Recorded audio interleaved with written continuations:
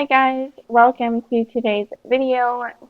Today I'm going to be taking you guys in the kitchen with me and showing you how to make Parmesan cheese. For today's recipe, I'm going to be using goat's milk. You could use cow's milk as well, but because we own goats, we always have a massive pile of milk in our refrigerator.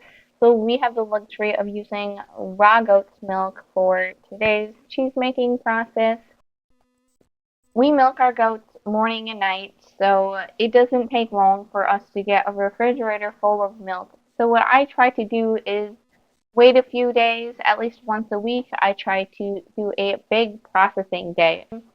And so in today's recipe, I'm timing it by 3, but if you were to just be making a single batch, you would want to start out with 2 gallons of fresh raw milk. If you so choose to use the lipase powder in today's cheese making, then you will want to get that prepped before you even start heating up your milk. So for that, you want to take a 1/4 teaspoon of your lipase powder and dissolve that in a 1/4 cup of cool water, and we want to allow that to sit for around 20 minutes for a stronger flavor. We are looking to heat the milk to 90 degrees. So now that you have your milk heated to 90 degrees, we're going to go ahead and add in our calcium chloride solution. Now keep in mind, I am times 3 my recipe, but if you're making just a single batch of Parmesan cheese with your 2 gallons of milk, you're going to add in a 1/2 teaspoon of calcium chloride diluted in a 1/4 cup of cool water. And we are going to add that into our milk. Make sure you mix in your calcium chloride solution into your milk before sprinkling on your starter. So for your starter, if you bought small little packets, all you would need is to sprinkle your 1 packet on the surface of your milk and allow it to rehydrate for 2 minutes. If you buy a big packet of thermophilic starter, then all you need is 1/10 of a teaspoon of that starter. Now that we have allowed our starter to rehydrate on the surface of our milk for 2 minutes, this is where you would go ahead and stir that all in and add in your lipase solution, which we had prepped at the beginning of the video, if you are so choosing to add this into your block of cheese today. Once you have that all mixed in, we want to go ahead and cover your milk and allow that to ripen for 30 minutes. Now when making Parmesan cheese, you want to be prepared to have at least like 2.5 hours available to yourself. Now you're not going to be essentially tied up in making that cheese for 2.5 hours, as in it won't always be hands-on. Sometimes we're stopping to let that cheese rest for a little while, which is huge because that'll give you the ability to maybe do some things that need to get done, throw in some laundry, make some coffee, do some dishes, take care of the babies, you name it, all the things. Now that we have allowed our milk to ripen for 30 minutes, we want to make sure that our milk's temperature is still at 90 degrees. If it is not, go ahead and turn on your burner for a little bit to bring up that temperature. And next, we want to add in our diluted rennet. So for the rennet, we want to add in a 1/2 teaspoon of liquid rennet diluted with a 1/4 cup of cool water. Remember, that is just for 2 gallons of milk that we are using. When adding your rennet to your milk, you always want to be careful with how you pour it into your milk along with how you stir it in. So you want to be very gentle here.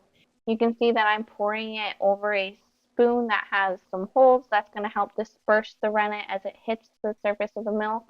And then when we actually go ahead and stir it, so we're going to add it in and right away stir it, but we're not going to stir it aggressively. We want to just stir it in an up and down motion for 30 seconds.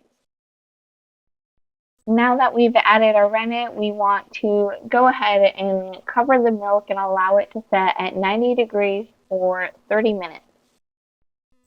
Now that we've allowed our milk to set for 30 minutes, we want to go ahead and cut the curds into 1/4 inch cubes. I find that this cake decorating tool is a great tool for cutting the curds for making cheese. I'll link that down below if you want to use it. It's really the only tool that I use for cutting curds, and it has worked fabulous for me. Now, I know this seems like a tedious little process, but you really want to make sure you're cutting these curds as small as possible. So, trying your best to get that 1/4 inch small cubes, because you'll find as the process goes on, it is an important step in the process. So, take your time here, really try to get those small cubes cut. Now that you've cut your curds, you want to go ahead and heat up the curds to 100 degrees. And guys, this is a little bit of a tedious process, and it is an important part in your cheese making here. But the trick is we want to raise the temperature 2 degrees every 5 minutes and stirring often. So stirring often, I really mean every couple of minutes, every 2 minutes, you're giving that a good stir. If you don't stir, what's going to happen is you nicely have cut those curds into a 1/4 inch cube, but if you let them sit too long, they're going to just mat together, and you're not going to have nice small curds, which you really want for putting into the cheese press. So take your time during this, really stir them, because these curds are soft. At this point in the cheese making process, they are very soft. So it's not going to take much time for them to want to just like resettle and form together. As the process goes on and we get a little further in our cheese making, these curds will start to harden up and they'll be less likely to want to mat together. But like I said, because they are so super soft right now, it's not going to take much for them to want to remat together. So this is a great time to maybe get something done in the kitchen, staying close to your curds, stirring often. So now that we've gotten our milk up to 100 degrees, next we want to get it up to 124 degrees, and for that we need to slowly rise the temperature. So we're looking to rise the temperature 3 degrees every 5 minutes, and you want to stir every 3 minutes to prevent the curds from matting. We're looking for our curds to be about the size of a grain. Mine are always maybe a little bit bigger than that. And for this step, it is hard to keep track of, okay, has it gone up 3 degrees in that 5 minutes? So what I like to do is I literally set a timer for 5 minutes and make sure that it's climbing 3 degrees every 5 minutes. I'm not going to lie, personally for me, there can be so many distractions when I try to go ahead and make cheese, especially with something like this that needs to be stirred like every 3 minutes. I can so easily get distracted. One life changer for me has been just having a Bluetooth thermostat that just goes right into my milk. I can set what temperature I'm looking to bring my milk up to. I can set that, and as it's climbing in temperature, it's actually going to start beeping at me and notifying me. It's essentially like an alarm going off in the room. So I'll link that down below. Now, once you finally have brought your curds up to 124 degrees Fahrenheit, if you go ahead and chew on the curds, you will find them to be like squeaky, and ideally they're still small little grains, not matted together. A little matting is fine. You know, we're not looking for absolutely perfect. And so once we have that, we're going to allow those curds to set for 5 minutes.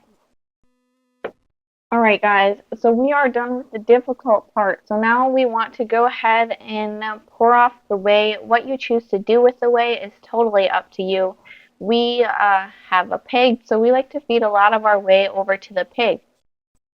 Now that we have all of our whey separated from our cheese curds, we can go ahead and get out our cheese press. So the cheese press that I'm using in today's video is from New England Cheesemaking Company. And I love this press. It's the only press that I've ever used for my cheese making process. It's never failed me. All around, great press. Love it. I'll link it below if you guys want to go ahead and check that out. Now, because I processed down 6 gallons of milk, I'm going to need a bigger cheese mold for this next step. However, if you just use 2 gallons of milk, you will need to use a 2 pound cheese mold, and you would go ahead and line that with some cheesecloth and add in your cheese curds.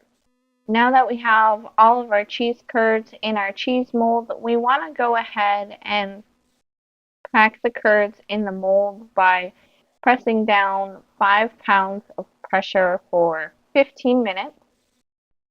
After that 15 minutes, we want to go ahead and remove the cheese from the mold, unwrap it, flip it, rewrap it, and then press this down again, but this time for 10 pounds for 30 minutes. You want to be careful when handling your cheese at this point because the curds are starting to mat together, but they are still quite fragile because they have not been in the cheese press very long. Now for the next step, we want to go ahead and again take our cheese out of the mold, unwrap it, flip it, rewrap it, and press it in our cheese press at 15 pounds for 2 hours.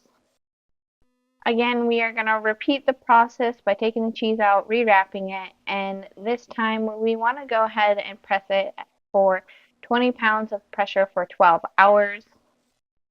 Now, I'm going to be honest, if that 12 hours just so happens to be at like 3 in the morning, by all means, I will not be personally getting up at 3 in the morning to take my cheese out of the cheese press. Have at it if that's what you want to do, but my golly, no, that is not for me. We want to now soak our block of cheese in the saturated brine for 8 hours. Alright guys, we are just about done with making our Parmesan cheese. So now that we have allowed it to soak for 8 hours in the brine, we want to go ahead and remove it. Put it on your countertop, pat it dry, and then it is ready for your cheese cave. So exciting, guys. For Parmesan cheese, you want to age your cheese at around 55 degrees Fahrenheit with relatively 85% humidity, and you want that to do that for 10 months at minimum. Obviously, with any cheese, the longer you age it, the better, but 10 months of minimum we're looking to age this for. Well, guys, that is it. We have made Parmesan from start to finish. It's in the cheese cave. I appreciate you guys so much for taking the time to watch my video. Please drop a comment below if you have any questions. And if you'd like to see any more content from our family, then go ahead and subscribe. We will continue to be posting here on our YouTube, and we look forward to having you follow along on this journey.